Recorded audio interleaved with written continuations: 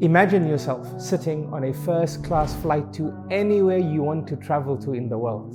The air is crisp and clean, the food is good, and the refreshments are instant. How would you feel?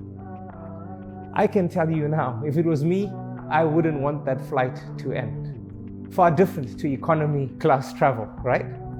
Now, compare that journey to a journey with the Qur'an. Finishing the Qur'an in Ramadan is a beautiful thing, and we all should do it. But we shouldn't be Usain Bolt in the process, reading faster than our eyes can follow, with our hearts connected to completing our target for the day before even beginning.